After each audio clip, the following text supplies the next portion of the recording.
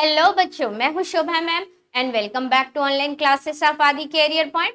तो स्टूडेंट, आज के इस वीडियो लेक्चर में हम डिस्कस करने वाले हैं सीबीएसई क्लास 12 पॉलिटिकल साइंस के वर्ल्ड पॉलिटिक्स बुक का एक important topic and this topic is actually related with chapter 3 contemporary south Asia and the name of the topic जो आपका है military versus democracy in Pakistan. तो स्टूडेंट, ये topic आपका बहुत इंपॉर्टेंट है क्योंकि सीबीएसई में हर साल इस टॉपिक से एक क्वेश्चन तो पक्का कवर होता है। ओके, तो आइए जाने इस टॉपिक में हमें क्या पढ़ना है और किस तरह से पढ़ना है, फिर हम डिटेल में सारे जो अंदर इंटरनल डिस्कशन है उसे हम कंटिन्यू करेंगे। तो बेटा, ये जो टॉपिक है ये एक्चुअली टाइमलाइन बेस्ड है। ठीक है, ये जो चैप्टर का जो मिलिट्री वर्सेस डेमोक्रेसी जो टॉपिक है ये बहुत सारे क्रोनोलॉजिकल इवेंट में बेस्ड है कि यहाँ पर मिलिट्री रूल कब आया। ठीक है, यहाँ पर मिलिट्री रूल कब आया। अच्छा, मिलिट्री रूल के साथ साथ इससे जो लीडर्स रिलेटेड है उन लीडर्स के बारे में भी हमें पढ़ना है। यानी कि क्रोनोलॉजिकल ऑर्डर में पूरे आपको कंप्लीट कर लेने हैं एक के बाद एक इवेंट, क्योंकि यहाँ से fact based direct recall based question बनते हैं। ठीक है, तो मिलिट्री रूल के बारे में पढ़ेंगे। फिर यहाँ पर हम ये भी देखेंगे क्या इसके बीच में डेमोक्रेसी आती है या नहीं आती है, तो डेमोक्रेटिक सिस्टम कब आया और कैसे आया उसके बारे में। इसके अलावा एक और जो पॉइंट हमें यहाँ से कवर करना है, that is what are the causes behind military rule in Pakistan.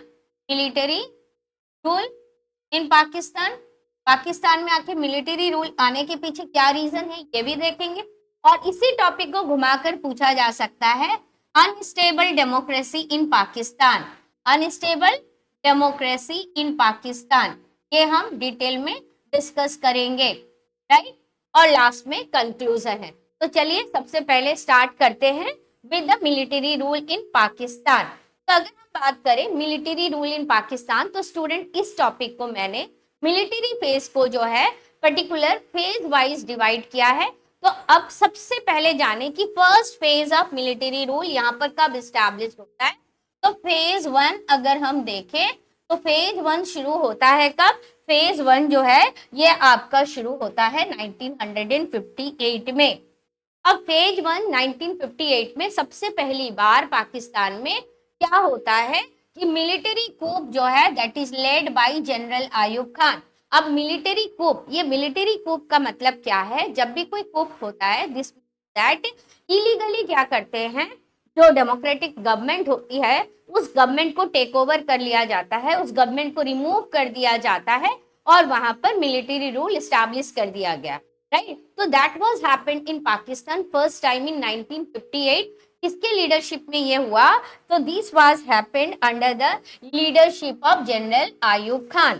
ठीक है, तो सबसे पहले मिलिट्री रूलर अगर हम बात करें, the first military ruler of Pakistan, right, first military ruler of Pakistan. अगर आपसे क्वेश्चन पूछा जाए तो who was the first military ruler of Pakistan, general Ayub Khan, जिसने सबसे पहले जो है 1958 में मिलिट्री टेक ओवर पाकिस्तान में किया और इन्होंने अपने आप को कौन से पोस्ट में अपॉइंट कर लिया, इलेक्ट कर लिया in the post of the president. Okay, 1958 में first military take over and this is the beginning of the phase 1 of the military take over under the leadership of general Ayub Khan.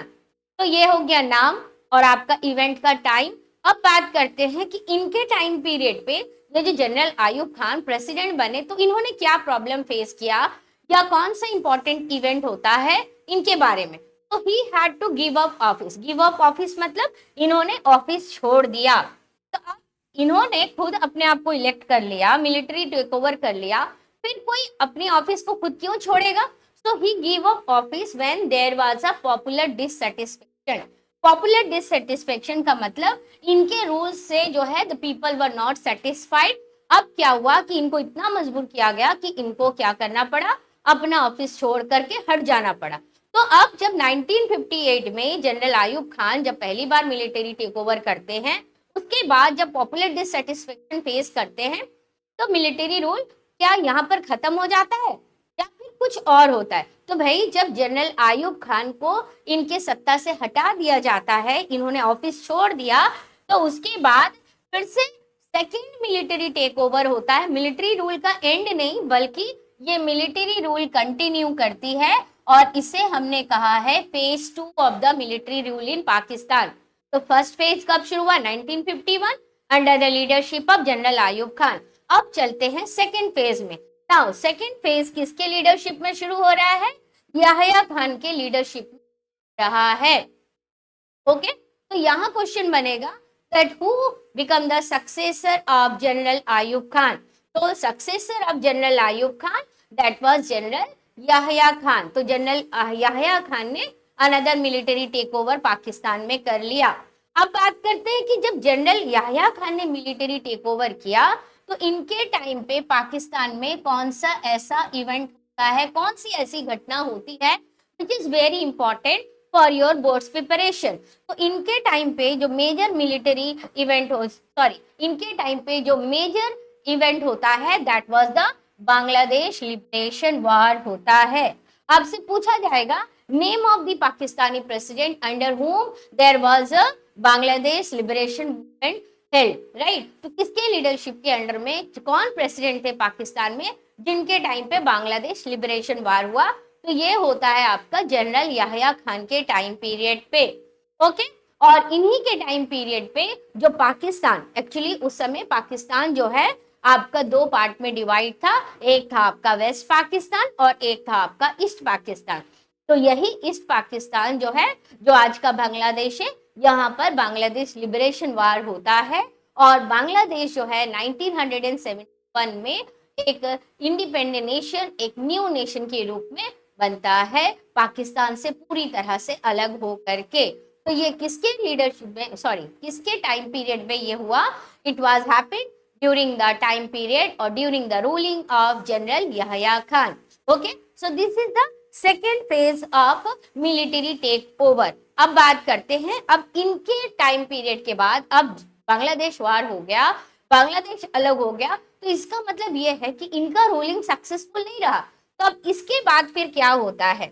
तो student इसके बाद का जो next phase है it is not a military phase. अब जो बात कर रहे हैं this is actually not a military phase. तो यहाँ पर क्या है, ये जो टाइम पीरियड, ये जो फेज है, ये किस चीज का है? This is the time period of 1971-77। Okay, 1971-77 is the time period of democratically elected government। तो पहली बार पाकिस्तान में 1970s में एक्चुअली प्रॉपर तरीके से इलेक्शन होती है और इस इलेक्शन में जो है कौन जो है आपका इलेक्टेड लीडर बनकर के आते हैं? जुल्फिकर अली भुट्टो। ओके, तो अब इनका जो टाइम पीरियड है बहुत छोटा सा टाइम पीरियड है, 1971 से 77, जो आपका इलेक्टेड गवर्नमेंट का टाइम पीरियड है इलेक्शंस के बाद में, राइट। तो ये हो गया आपका डेमोक्रेटिक का, अगर हम बात करें तो डेमोक्रेटिक सिस्टम पाकिस्तान का प्रॉपर तरीके से अगर देखा जाए तो जुल्फिकर अली भुट्टो के टाइम पीरियड से मिलिट्री टेक ओवर के बाद, 2 phases of military take over के बाद में डेमोक्रेटिक रूल आता है। यानी कि phase 1 military take over, phase 2 military rule and next one phase 1 phase 2 के बाद जो तीसरा जो रूल होना चाहिए, तो तीसरा हो गया आपका डेमोक्रेटिक गवर्नमेंट का। अब इनके रूल के बाद में फिर क्या होता है? इनके बाद में फिर से इनकी डेमोक्रेटिकली इलेक्टेड गवर्नमेंट को क्या किया गया? हटा दिया गया, रिमूव कर दिया गया and now it is phase 3 and this is what? This is phase 3। अब ये फेज 3 में क्या होता है? फेज 3 में कौन से मिलिट्री रूलर जो है, कौन से मिलिट्री जनरल जो है पाकिस्तान की डेमोक्रेटिकली इलेक्टेड गवर्नमेंट को रिमूव कर देती है? इट वाज जनरल जियाउल हक, राइट। तो फेज 3 कब शुरू हो रहा है? फेज 3 आपका शुरू हो रहा है 1977 में and this is the third time military take over आपका कहां पर होता है? पाकिस्तान में, और डेमोक्रेटिक गवर्नमेंट खत्म। अब बात करते हैं यहाँ पर जनरल जियाउल हक ने अपने टाइम पीरियड में कौन सा प्रॉब्लम फेस किया था। तो अब इनके टाइम पीरियड से रिलेटेड इवेंट है प्रो डेमोक्रेसी मूवमेंट। इनके टाइम पीरियड में प्रो डेमोक्रेटिक मूवमेंट होता है पाकिस्तान में। तो अगर आपसे क्वेश्चन पूछा जाएगा इस टॉपिक से, क्या क्वेश्चन आएगा? Name of the military ruler of Pakistan who face a pro democratic movement, right? So who was that? It was General Ziaul Haq, and it is the phase what? It is the third phase of military rule. Okay, तो यानी phase 1, phase 2, उसके बाद democratic rule, और उसके बाद third आ गया आपका क्या, फिर से military take over. And who is the leader? This time leader is general Ziaul Haq. Okay, now अब जनरल जियाउल हक के मिलिट्री टेक ओवर जब खत्म होता है, इनको भी रिमूव किया जाता है, फिर से पाकिस्तान में एक डेमोक्रेटिकली इलेक्टेड गवर्नमेंट आती है 1988 से 1999 का time period. Okay, so an elected democratic government was again established in Pakistan. That was in 1988, and it was during whose leadership? It was under the leadership of Benazir Bhutto. अब ये बेनजीर भुट्टो कौन है? तो Benazir Bhutto actually Zulfikar Ali Bhutto की बेटी थी. तो उन्हीं के नेतृत्व में जो है सेकेंड टाइम जो है डेमोक्रेटिकली इलेक्टेड गवर्नमेंट एस्टैब्लिश होती है. ओके, अब ये जो टाइम पीरियड आपका चलता है, यानी कि ये आपका डेमोक्रेसी का जो पार्ट है 1988 से 1999, तो यहाँ पर पावर शिफ्टिंग भी देखने के लिए मिलता है. ये नहीं कि बेनजीर भुट्टो के बाद फिर से मिलिट्री टेक ओवर होता है. यहाँ पर डेमोक्रेटिकली इलेक्टेड रूलर्स के बीच में जो है पावर शिफ्टिंग देखने के लिए मिलता है. तो 1988 1999 के फेज में इलेक्टिव डेमोक्रेसी यहाँ पर सेटअप होती है एंड पावर शिफ्टिंग होती है. पावर शिफ्टिंग किसके बीच में होती है? बेनजीर भुट्टो, जो कि एक्चुअली पाकिस्तान पीपल्स पार्टी की लीडर थी, और ये पावर शिफ्ट होकर के किसके पास जाता है? ये पावर शिफ्ट होकर के जाता है नवाज शरीफ जी के पास, who belongs to, who was the leader of Muslim league. Okay, तो बेनजीर भुट्टो के सक्सेसर कौन बन गए? बेनजीर भुट्टो के सक्सेसर बन गए नवाज शरीफ. ओके, तो ये आपका यहाँ पर मिलिट्री रूल यहाँ पर कंटिन्यू कुछ लंबे टाइम तक के लिए देखने के लिए नहीं मिला, बल्कि दो डेमोक्रेटिकली इलेक्टेड गवर्नमेंट यहाँ पर देखने के लिए मिल रहा है. पहले बेनजीर भुट्टो की सरकार, और बेनजीर भुट्टो के बाद उनके सक्सेसर बनते हैं नवाज शरीफ. ओके, अब 1999 में फिर क्या होता है? क्या 1999 में क्या फिर से मिलिट्री टेक ओवर होता है? Then the answer is yes. 1999 में आपको फोर्थ फेज जो है, यानी कि यहाँ आपका शुरू होता है phase 4 of the military rule. Okay, तो 1999 का जो फेज 4 है आपका मिलिट्री रूल का, ये किसकी लीडरशिप में होता है? It is under the leadership of general Pervez Musharraf. Okay, और जनरल परवेज मुशर्रफ ने फिर से क्या किया? डेमोक्रेटिकली इलेक्टेड गवर्नमेंट को हटा दिया. किसे हटाया? प्राइम मिनिस्टर नवाज शरीफ को हटा करके इन्होंने फिर से मिलिट्री रूल पाकिस्तान में स्टैब्लिश कर दिया. ओके, एंड इन 2001 मुशर्रफ ने क्या किया? Got himself elected as the president. अपने आप को ही उन्होंने एज ए प्रेसिडेंट इलेक्ट भी कर दिया. ऐसा किसने किया था? ऐसा आपका किया था फर्स्ट मिलिट्री रूलर, जो कि जनरल आयूब खान थे. उन्होंने भी खुद को इलेक्टेड प्रेसिडेंट डिक्लेयर कर दिया था. सेम काम जनरल परवेज मुशर्रफ जी ने भी किया. And Pakistan continue to be ruled by whom? Ruled by the army, though the army rulers. अब बहुत इंपॉर्टेंट पॉइंट यहाँ पर है कि जनरल परवेज मुशर्रफ या फिर जितने भी जो मिलिट्री रूलर्स थे पाकिस्तान के, वो क्या करते थे? They held some elections.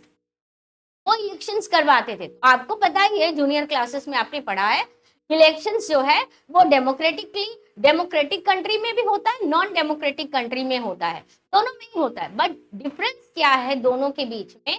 कि डेमोक्रेटिक कंट्री जो होती है, जहां पर मल्टी पार्टी डेमोक्रेसी होती है या फिर बाई पार्टी सिस्टम होता है, वहां पर क्या होता है कि फेयर मीन्स को एक्चुअली मोस्टली फॉलो किया जाता है, राइट. और अगर नॉन डेमोक्रेटिक वाले कंट्री पर अगर हो रहा है, जहां पर हम देख रहे मिलिट्री रूलर्स रूल कर रहे हैं या फिर वन पार्टी रूल है, तो ऐसी कंट्रीज में अधिकतर ये देखने के लिए मिलता है इलेक्शंस को मैनिपुलेट किया जाता है. मैनिपुलेट किया जाना मतलब क्या है? कि अपने फेवर में सारे वोट को ले लेना, है ना. जो भी वोट आए वो किसी दूसरे के फेवर्स में जाए, या फिर जो भी व्यक्ति वहां पर इलेक्शन कॉन्टेस्ट कर रहे हैं, they all are from my group, my ideological patterns को फॉलो करने वाले, यानी कि जो लीडर है, जो मिलिट्री रूलर्स हैं, उनके आइडियोलॉजी के फॉलोवर्स होते हैं. किसी एक को जनता चुन लेगी, यानी जो भी आप चुने XYZ में से किसी को भी आप अगर आप चूज करें, वो किसके फेवर में काम करेगा, वो उसी मिलिट्री लीडर के फेवर में काम करेगा, राइट। वो एक्चुअली दिखाने का, ड्रामा का डेमोक्रेसी होता है, कोई काम का नहीं होता है। Okay, so Pakistan continued to be ruled by the army, though the army rulers क्या करते थे, they held some election to give their rule, what, to give their rule to a democratic image. और इसके बाद ये जो फोर्थ फेज जो है, ये पर फिर एंड कब होता है, तो फोर्थ फेज का जो एंड है, इट कम्स इन 2008, राइट।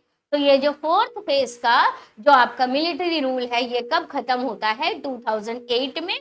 फिर से डेमोक्रेटिकली इलेक्टेड लीडर्स जो है वो पाकिस्तान में आते हैं, और 2008 से लेकर के अब तक पाकिस्तान में फिलहाल डेमोक्रेटिकली इलेक्टेड गवर्नमेंट है। ओके, फिलहाल डेमोक्रेटिकली इलेक्टेड गवर्नमेंट है। और लास्ट जो पाकिस्तान में जनरल इलेक्शन हुआ था, इट वाज हेल्ड इन 2024, होना था 2023 में, but it was held in 2024। तो अब तक पाकिस्तान में जो है फिलहाल, तो 2008 से लेकर के till now there is a democratic elected government in Pakistan.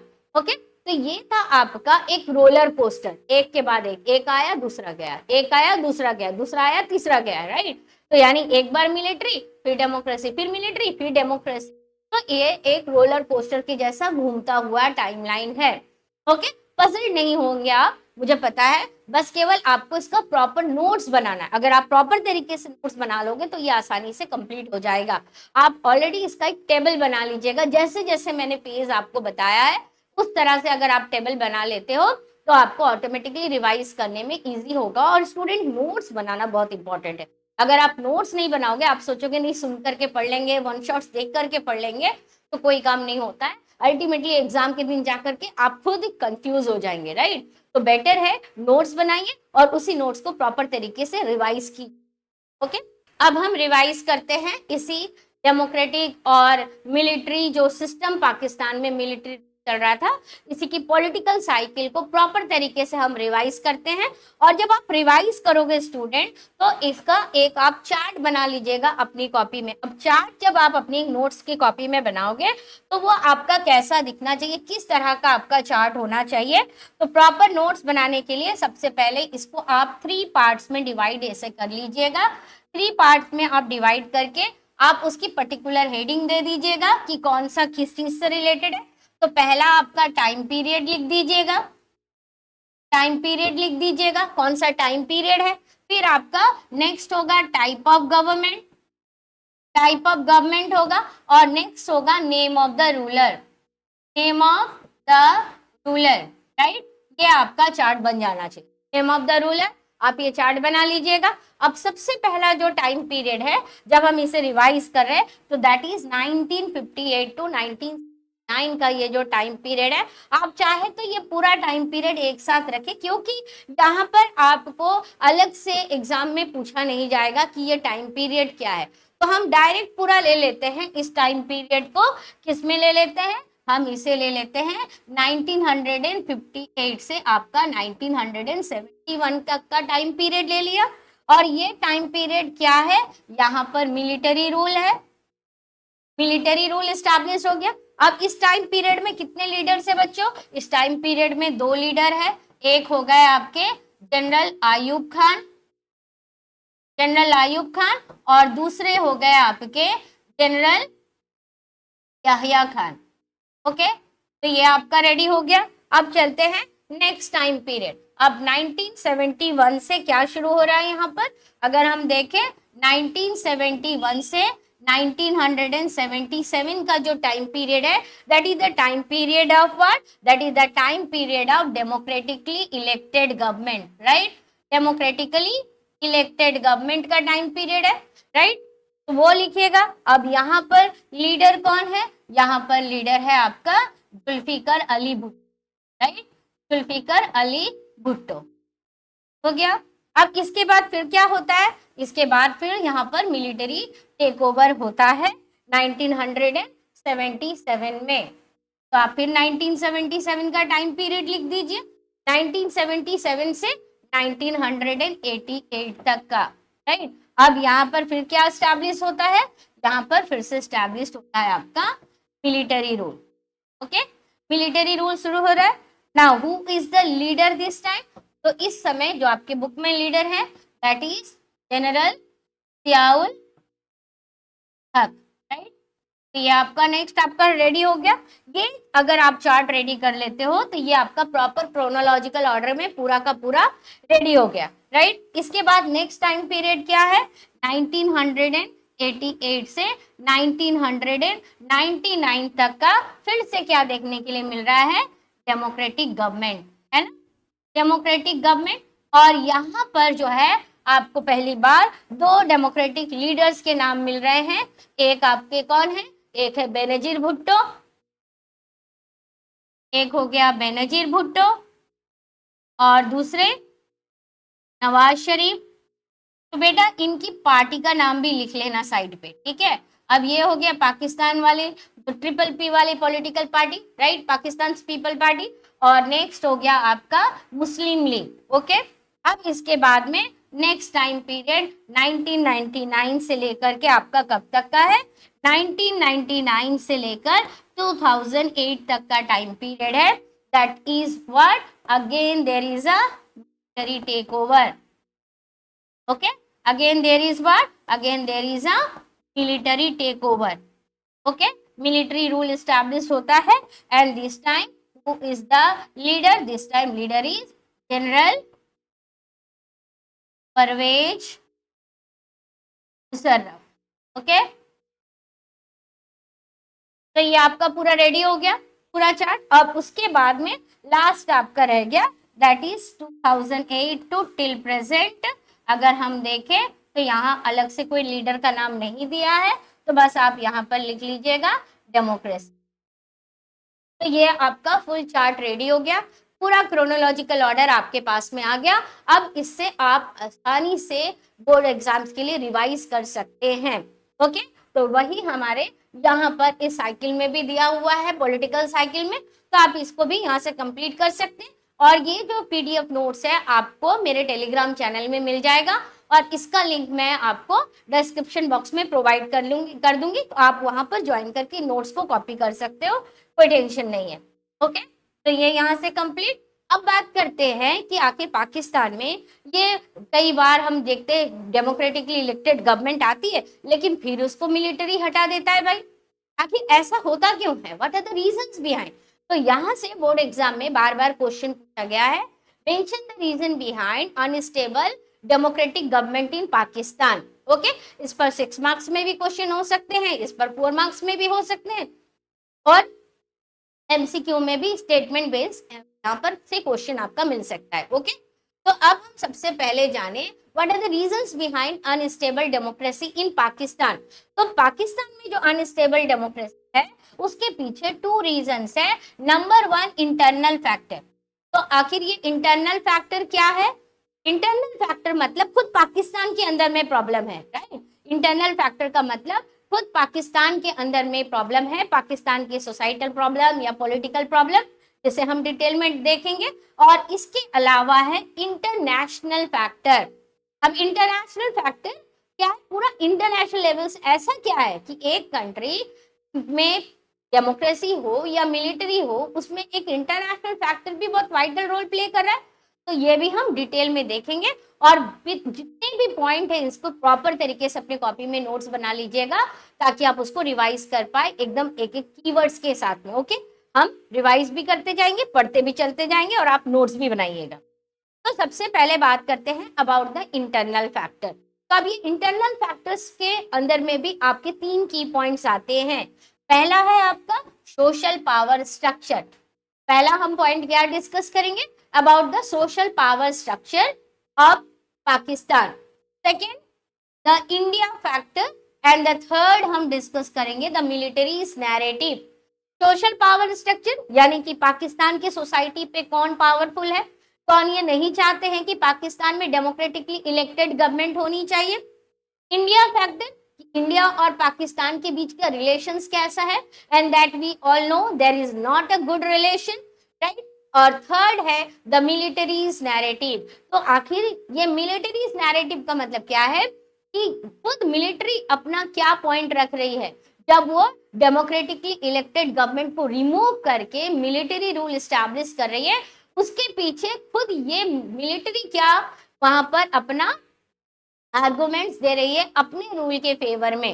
Okay, तो सबसे पहले बात करते हैं about the social power structure of Pakistan. तो पाकिस्तान के जब सोशल पावर स्ट्रक्चर को हम डिस्कस करेंगे तो ये सोशल पावर स्ट्रक्चर में तीन ग्रुप जो है ना, वो तीन ग्रुप बहुत वाइटल रोल प्ले करता है। ओके, सोशल पावर स्ट्रक्चर में तीन ग्रुप बहुत वाइटल रोल प्ले करता है। अब ये तीन ग्रुप क्या है, इस तीन ग्रुप में सबसे इंपॉर्टेंट सबसे बड़ा खिलाड़ी है यहाँ का मिलिट्री, जो यहाँ पर बहुत डोमिनेंट है। मिलिट्री के अलावा यहाँ पर नेक्स्ट आपका आएगा द क्लर्जी, और तीसरा आएगा आपका land owning aristocracy. Right, land owning aristocracy, ये सारे के सारे क्या है, ये सारे के सारे जो है पाकिस्तान में इनका अपना डोमिनेशन है पाकिस्तान की सोसाइटी पे, और ये जो चाहती है सरकार वही करेगी। लेकिन अगर डेमोक्रेटिकली इलेक्टेड गवर्नमेंट आएगी, जनता उनको चुन करके लाएगी, तो फिर इनकी बात कौन सुनेगा। तो कोई भी अगर पावर में है, कोई भी अगर सत्ता में है, जो जानता है कि यहाँ के रूल्स एंड रेगुलेशंस को अपने पावर से वो इन्फ्लुएंस कर सकता है, उसका डोमिनेशन चलता है, तो क्या वो कभी चाहेगा कि वहां पर डेमोक्रेटिकली इलेक्टेड गवर्नमेंट आ जाए और जो जनता चाहती है वो हो जाए? ऐसा तो वो नहीं चाहेंगे। ये हमेशा अपने हाथों पे सत्ता को मुट्ठी में बंद करके रखना चाहेंगे। तो यही पाकिस्तान में होता है। तो पाकिस्तान सोसाइटी जो है historically dominated by a powerful trio. अगर आपसे क्वेश्चन पूछा जाए कि पावरफुल ट्रियो ऑफ पाकिस्तान कौन कौन से ग्रुप है, तो number 1 military, number 2 the clergy, number 3 होगा the land owning aristocracy. Three groups are the powerful trio of Pakistan. Okay, now elected government, अब मैंने ऑलरेडी आपको बताया, तो यहाँ पर देखिए elected government often threaten their influence. Elected government हमेशा इनके इन्फ्लुएंस को खतरे में डालती है, थ्रेट देती है, एंड सो दे सपोर्ट भाई मिलिट्री टेक ओवर हो जाए, हम जो चाहेंगे वही होगा। क्योंकि मिलिट्री भी पाकिस्तान में डेमोक्रेटिकली इलेक्टेड गवर्नमेंट नहीं रहने देना चाहती है, क्लर्जी भी नहीं रहना चाहती है, और लैंड ओनिंग एरिस्टोक्रेसी भी। तो हम तीनों क्यों ना हाथ मिलाएं, और हम तीनों हाथ मिला करके सत्ता को क्यों ना अपनी मुट्ठी में कंट्रोल करके रखें। इसलिए पाकिस्तान में डेमोक्रेटिकली इलेक्टेड गवर्नमेंट आती है जब वहां की आवाम बहुत ज्यादा जोर शोर से बोलती है। इसके बारे में भी हम पढ़ेंगे, आखिर वहां पर ऐसे कौन से ग्रुप है जो वहां पर डेमोक्रेटिकली इलेक्टेड गवर्नमेंट लाने में बहुत वाइटल रोल प्ले करते हैं। लेकिन फिर जो है ये मिलिट्री जो है उस पर्टिकुलर गवर्नमेंट के कुछ ना कुछ अगर ऐसे प्रॉब्लम्स है उसको देखकर तुरंत मिलिट्री टेक ओवर कर लेती है। तो ये हो गया आपका सोशल पावर स्ट्रक्चर। तो सोशल पावर स्ट्रक्चर में आपको अपने आंसर में मेंशन करना है about the powerful trio of Pakistan, that is military, clergy and the land owning aristocracy. Clergy में आप उलेमा भी लिख सकते हैं। और ये क्यों नहीं चाहते पाकिस्तान में डेमोक्रेटिकली इलेक्टेड गवर्नमेंट, क्योंकि डेमोक्रेटिकली इलेक्टेड गवर्नमेंट इनके इन्फ्लुएंस के ऊपर, इनके डोमिनेशन के ऊपर खतरा है। Okay, next is what, that is the India factor, right. अब इंडिया से हमें क्या लेना है, इंडिया से हमें कश्मीर लेना है। तो अब कश्मीर लेने के लिए क्या चाहिए, मिलिट्री चाहिए, तो इसीलिए मिलिट्री रूल एस्टैब्लिश करेंगे, राइट। तो ये यहाँ पर बताया गया है इसी वजह से कि बार बार ये इंडिया वाला मुद्दा सामने लाते हैं, भाई कश्मीर चाहिए हमें, और कश्मीर लेने के लिए मिलिट्री चाहिए। और मिलिट्री अगर पावरफुल नहीं होगी, मिलिट्री अगर सत्ता में नहीं होगी, तो फिर कैसे हम ये काम कर सकते हैं। इसीलिए डेमोक्रेटिकली इलेक्टेड गवर्नमेंट को हटाओ, राइट। तो Pakistan persistent conflict with India over Kashmir and security has made what, this has made the military the most powerful institution in the country। इतना भी अगर आप अपने पॉइंट में ऐड करोगे तो भी आपका आंसर कंप्लीट रहेगा। बस आप इतना ऐड कर दीजिए, वहां पावरफुल ट्रियो और यहाँ पर ये पॉइंट आप लिख देंगे, आपका आंसर कंप्लीट। कल एक स्टेटमेंट में पूरा आपने लिख दिया कि कश्मीर और सिक्योरिटी का जो मुद्दा है पाकिस्तान में मिलिट्री को ही पावरफुल बनाता है, ना कि डेमोक्रेटिकली इलेक्टेड गवर्नमेंट को। एंड प्रो मिलिट्री ग्रुप, हमेशा प्रो का मतलब अब यहाँ पर क्या है बच्चों, तो कभी भी अगर किसी भी पर्टिकुलर वर्ड जैसे कि pro democracy, pro military, pro radicals, pro conservative, तो ये pro means they are in support of that, Pro military groups means the military groups, the people or the group of people, those who are in support of military rule. Pro democratic अगर होगा means the group of people, those who are supporting the democratically elected government. Clear? तो pro का मतलब clear हो गया. So pro military group argue that democracy is messy and weak. Democracy कमजोर है, democracy एकदम डिसऑर्डर है, डेमोक्रेसी में कोई रूटीन नहीं है, डेमोक्रेसी जो है वो अनप्रिडिक्टेबल है. तो बेटर है ना हम मिलिट्री को स्टैब्लिश करें, एक सिंगल पावरफुल रूलर रख लेते हैं और जो सारा डिसीजन खुद लेगा. डेमोक्रेटिकली इलेक्टेड गवर्नमेंट होगा तो भाई डिसीजन लेने में भी तो टाइम लगेगा. तो बेटर है कि हम खुद ही डिसीजन ले लेंगे. तो हमें डेमोक्रेसी चाहिए नहीं चाहिए? राइट. सो इनका कहना है कि इनका जो प्रो मिलिट्री ग्रुप है उनका मानना है that democracy is and weak and that a strong army is essential. Essential for what? Essential for national survival against Indian threat. India से जो थ्रेट आएगी उसको बचाएगा कौन? उसको बचाने के लिए मिलिट्री लीडर्स ही चाहिए, डेमोक्रेटिकली इलेक्टेड गवर्नमेंट नहीं चाहिए. ओके अब चलते हैं नेक्स्ट पॉइंट में. Next is about what? That is the military narrative. तो ऑलरेडी मैंने बताया मिलिट्री नैरेटिव का मतलब कि भाई मैं मिलिट्री हूं मान लो और मैं मिलिट्री ये बोल रही हूं कि मैं क्यों सत्ता में आना चाहता हूं. तो मैं सत्ता में इसलिए आना चाहता हूं क्योंकि जो डेमोक्रेटिकली इलेक्टेड गवर्नमेंट है वो डेमोक्रेटिकली इलेक्टेड गवर्नमेंट जो है वो करप्ट और सेल्फिश है. मैं इसलिए सत्ता में आना चाहता हूं क्योंकि डेमोक्रेटिकली इलेक्टेड गवर्नमेंट का जो पाकिस्तानी जो पॉलिटिशियन जो डेमोक्रेटिकली इलेक्टेड होकर के आते हैं they are corrupt, they are selfish and that democracy lead to chaos. इसलिए डेमोक्रेसी में कोई काम नहीं होता है, डेमोक्रेसी में केवल प्रॉब्लम होते हैं. Okay so they position themselves as the only neutral. तो मिलिट्री बोलते हैं हम ही है जो न्यूट्रल है, हम ही हैं जो एफिशिएंट है और हम ही पेट्रियोटिक है. हम ही पेट्रियोटिक है यानी मिलिट्री से बढ़ करके वहां पर कोई देशभक्त नहीं है. क्योंकि तो पॉलिटिशियंस जो है जिनको जनता चुन के ला रही वो तो करप्ट और सेल्फिश है. ये मिलिट्री का नैरेटिव है पाकिस्तान में कि क्यों मुझे सत्ता चाहिए, क्यों डेमोक्रेटिकली इलेक्टेड गवर्नमेंट को हम हटा दे रहे हैं. ये मिलिट्री वाले लोग अपने बारे में कहते हैं क्योंकि वो करप्ट और सेल्फिश है. कौन? डेमोक्रेटिकली इलेक्टेड जो पॉलिटिशियंस है, जो पॉलिटिकल पार्टी के लीडर्स है, ये लोग सेल्फिश, ये लोग करप्ट है. तो बेटर है कि क्यों ना मिलिट्री गवर्नमेंट ही रहे. ओके तो ये हो गए 3 internal factors which are actually responsible for unstable democracy Pakistan. अब चलते इसके सेकेंड पार्ट में. सेकेंड पार्ट में क्या था? That was the international factor. तो आप देखेंगे कि इंटरनेशनली कौन सा ऐसा ग्रुप है जो ये नहीं चाहता कि पाकिस्तान में डेमोक्रेसी हो. और क्यों नहीं चाहता? आखिर पाकिस्तान की डेमोक्रेसी से उसको क्या खतरा है? ठीक है तो this is not just an internal story कि केवल internal factor is not the only factor जिसकी वजह से पाकिस्तान में अनस्टेबल डेमोक्रेसी है. There is a lack of genuine international support. Lack of genuine माने सही तरीके से सपोर्ट की नहीं भाई आप अपने देश में क्या कर रहे हो, डेमोक्रेसी चाहिए. आपको डेमोक्रेसी लाने के लिए जो जो चाहिए वो सारे बेनिफिट्स हम देंगे, वो सारे सपोर्ट हम आपको देंगे, ऐसा बोलने वाला नहीं है. बल्कि lack of genuine international support for democracy has also played a big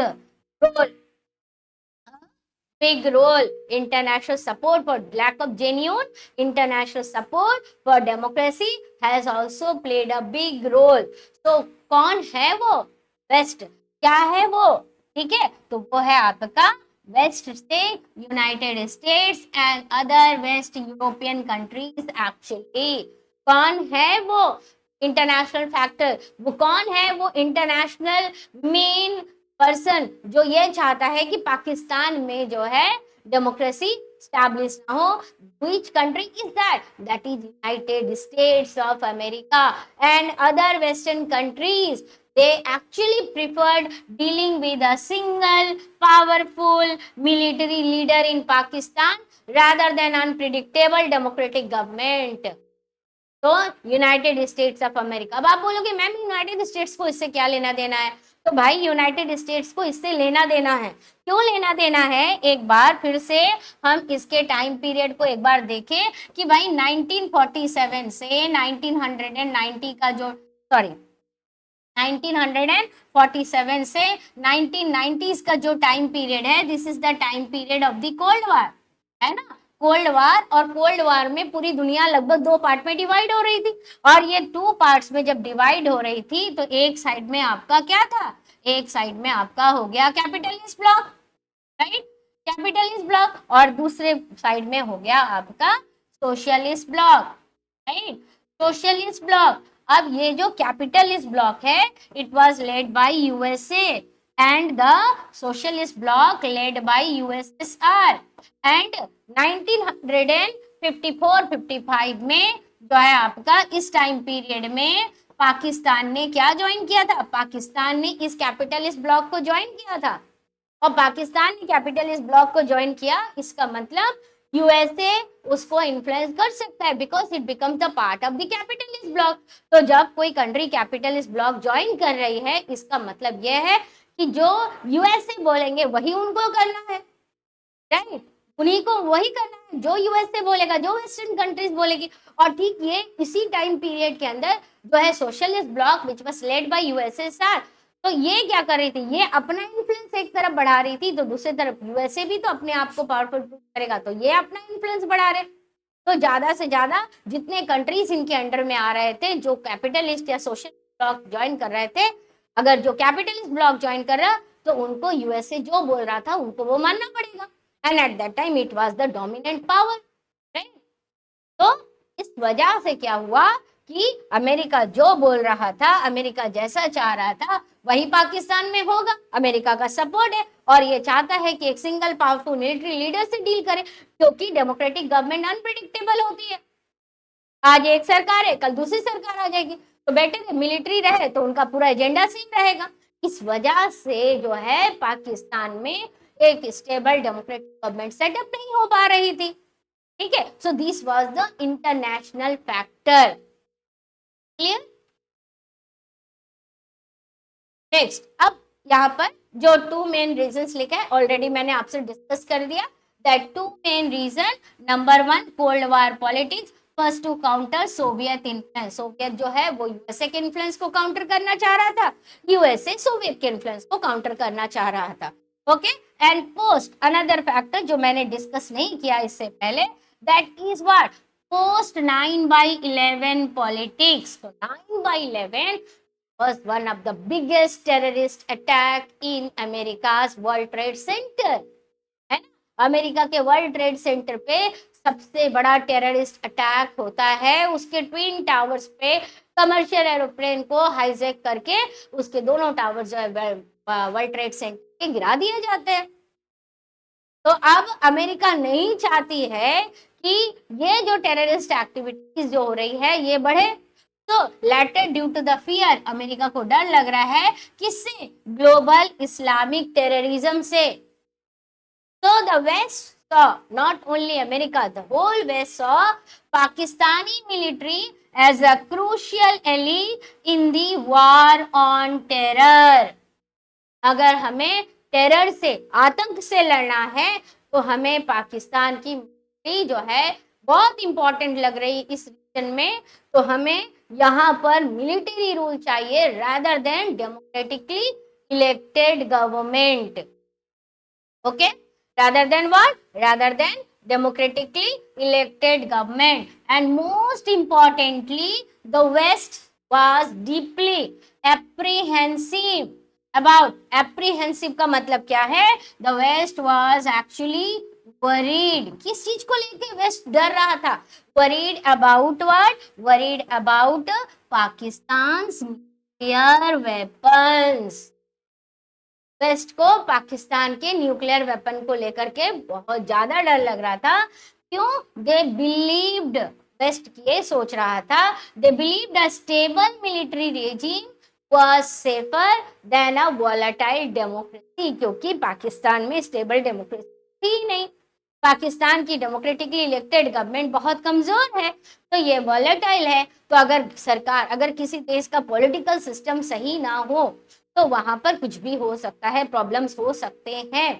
तो ये इनको इसलिए क्या लग रहा था कि भाई वॉलेटाइल डेमोक्रेसी अच्छा है, which they feared could let nuclear arms जो है किसके हाथों में गिर जाएगा, hands of the terrorist group, right.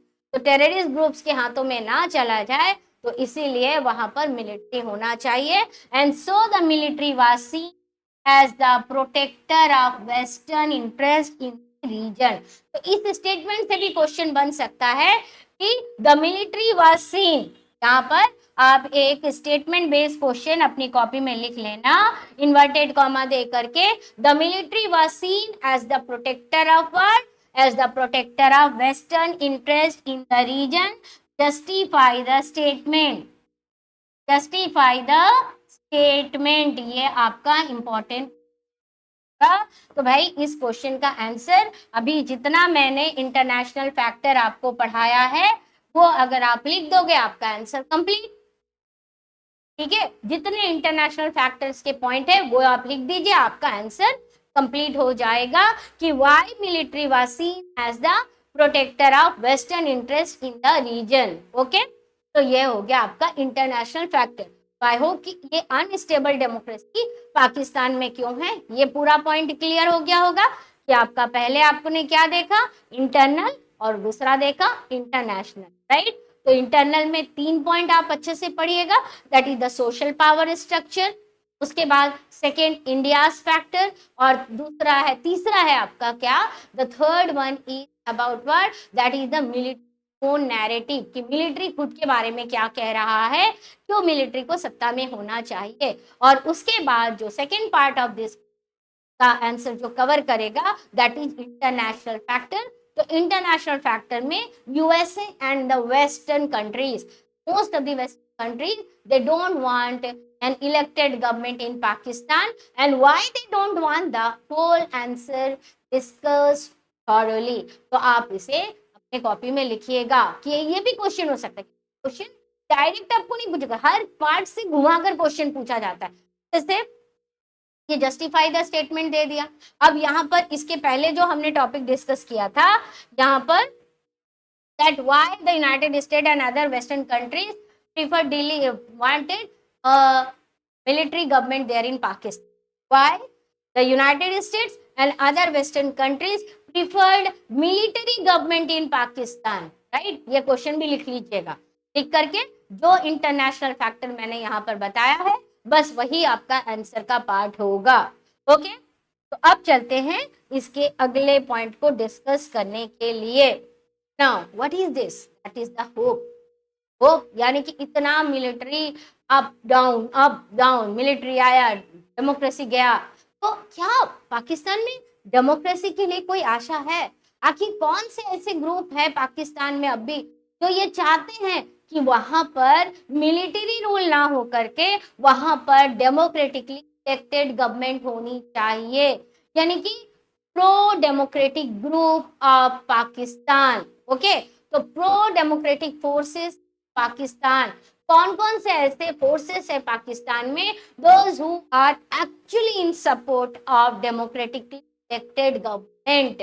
तो भाई the country has what, a courageous and relatively free press. This is very vital कि अगर किसी देश में अगर प्रेस को फ्रीडम है तो वहां पर डेमोक्रेटिकली इलेक्टेड गवर्नमेंट बहुत अच्छे से काम कर सकती है। प्रेस फ्रीडम हमेशा प्रेस ये चाहेगी कि डेमोक्रेटिकली इलेक्टेड गवर्नमेंट आए और जो पर्टिकुलर गवर्नमेंट जो काम कर रही है उसकी क्या प्रॉब्लम से जनता तक ओरिजिनल चीजें पहुंची, ये नहीं कि डुप्लीकेट और बनावटी चीज, राइट। तो the country has a courageous and relatively free press and that often challenge authoritarian rules. तो ये जो मिलिट्री रूल है जिसे हम ऑथोरिटेरियन रूल्स सकते हैं, इसको कौन चैलेंज दे रहा है, इनको कौन टक्कर दे रहा है, that is the courageous and relatively free press of Pakistan. Now the next point, there is a strong, दूसरा ऐसा कौन सा फैक्टर है, there is a strong and vibrant human rights Pakistan. Okay, तो ये नहीं चाहती है कि पाकिस्तान में जो है मिलिट्री ग्रुप रहे, बल्कि प्रो डेमोक्रेटिक ग्रुप रहे।